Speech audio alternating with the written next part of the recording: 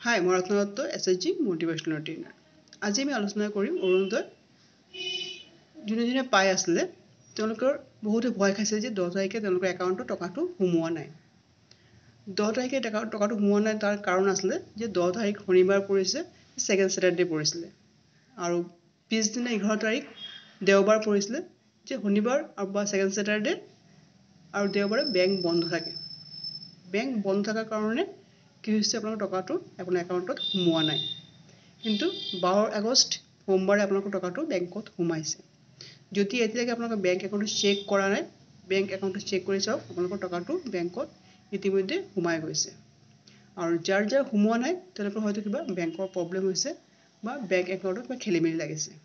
গতিকে বেংক একাউণ্টটো চেক কৰি আপোনালোকে চাব পাৰিব যে আপোনালোকৰ টকা সোমাইছে নে নাই। যদি সোমোৱা নাই তেন্তে আপোনালোকে আকৌ বেংকত গৈ পেলাই আপোনালোকৰ মোবাইল নাম্বাৰটো বেংকৰ লগত একাউণ্টৰ লগত লিংক কৰিব লাগিব। তেতিয়া টকাটো সোমালে মেছেজটো আহিব। আৰু যোনে অৰুণোদয় নতুনকৈ আকৌ আবেদন কৰিম বুলি ভাবি আছে তেওঁলোকৰ কাৰণে ভাল খবৰ। তেওঁলোকৰ ছেপ্টেম্বৰ মাহৰ পৰা মুখ্যমন্ত্ৰী ডাঙৰীয়াই ঘোষণা কৰিছে যে নতুনকৈ ফৰ্ম ফিল আপ আৰম্ভ কৰা হ'ব। ছেপ্টেম্বৰ মাহৰ প্ৰথম সপ্তাহৰ পৰা কৈছে যে ফৰ্ম ফিল আপ আৰম্ভ কৰা হ'ব। কিন্তু এটা কথা মনত ৰাখিব যে অৰুণোদয় ফৰ্ম ফিল আপ কেতিয়াও অনলাইনত নহয়। অনলাইনত এইটো নহ'ব, এইটো অফলাইনে কৰিব লাগিব। আৰু যদি কোনোবাই কৈছে যে অৰুণোদয় ফৰ্ম ফিল আপ কৰিবৰ কাৰণে টকা লাগিব, সেইটো মিছা কথা। অৰুণোদয় ফৰ্ম ফিল আপ কৰোঁতে এটকাও নালাগে। যদি আপুনি গাঁৱত আছে তেন্তে আপুনি গাঁও পঞ্চায়তত খবৰ কৰক বা জীৱিকা সখীসকলক খবৰ কৰিলেও আপোনালোকে পাব পাৰিব। আৰু যদি আপোনালোকে টাউনত আছে তেন্তে আপোনালোকে মিউনিচিপালিটিত খবৰ কৰিব লাগিব, কাৰণ ফৰ্মটো ব্লকতে আহে আৰু মিউনিচিপালিটি অফিচতে আহে। গতিকে তাৰ পৰা আপোনালোকে কালেক্ট কৰিব লাগিব, কালেক্ট কৰি ফৰ্মটো ফিল আপ কৰিব লাগিব। যদি কোনোবাই কৈছে যে মই অনলাইনত কৰি দিম, তেন্তে কিন্তু এইটো আপোনালোকে তাত টকা দি পেলাই নকৰাব, তেতিয়াহ'লে আপোনালোকে অৰুণোদয়টো নেপায়।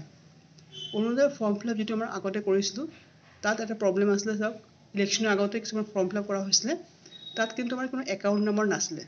ফৰ্ম ফিল আপটো যদি কোনে ভাবি আছে যে এই ফৰ্ম ফিল আপ কৰি আপোনালোকে অৰুণোদয় পাব, তেন্তে কিন্তু এইটো সঠিক নহয়।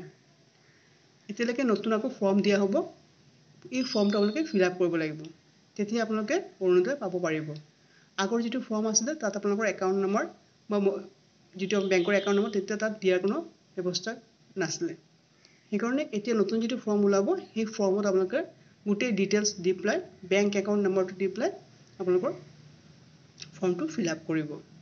আৰু বেংকৰ মোবাইল নাম্বাৰটো এইটো দিব যাতে যদি টকা আপোনালোকৰ বেংকত আহিছে যাতে মোবাইলত মেছেজ আহে।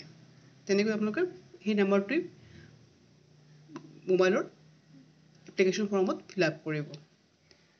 গতিকে ছেপ্টেম্বৰ মাহ আহি আছে, আপোনালোকৰ গোটেইখিনি ডকুমেণ্ট ৰেডি কৰি পেলাই ফৰ্ম ফিল আপৰ কাৰণে সাজু হওক।